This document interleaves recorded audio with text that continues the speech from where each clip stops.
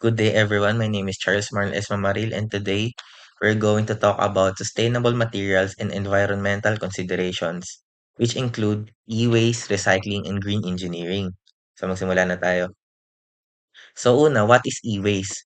Ang e-waste ay discarded electronics tulad ng phones, laptops, TV, chargers, DVD players, at kung ano-ano pang electronics na sira na.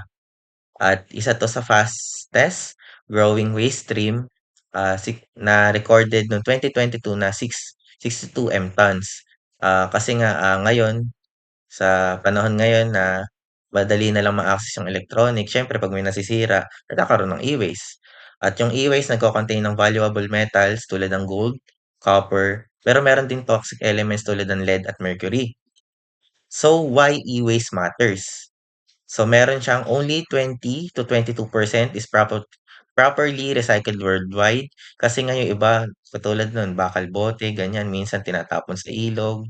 Ayun nga, improper disposal, soil, water, air pollution, and health. At meron din tong health risk for nearby communities and wildlife kasi nga kung saan tinatapon.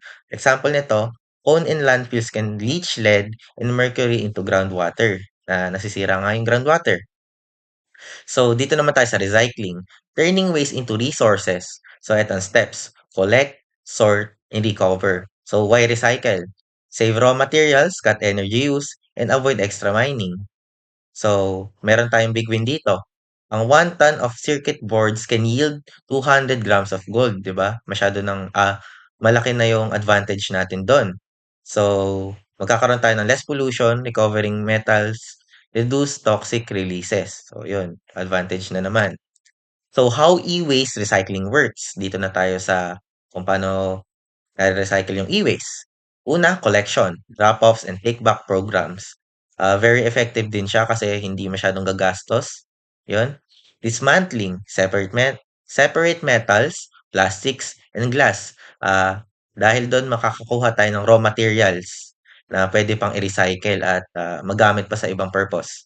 At pangatlo is recovery, chemical or biomethods extract metals. Yun nga, magkakaroon tayo ng extra raw materials. New methods use greener chemistry to cut harmful solvents para hindi siya masyadong makasira or hindi siya masyadong toxic. So what is green engineering? Dito naman tayo. Designing products or processes to reduce environmental harm.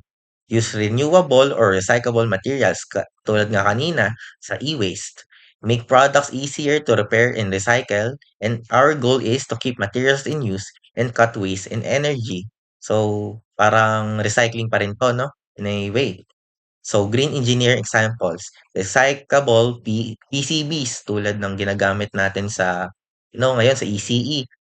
Medyo ngayon kasi binibili pa 'yan, pero yung iba kasi, yung ibang, workshops, nire-recycle 'yun kasi nga yung materials nun is very valuable 'pag nagamit sa tamang way.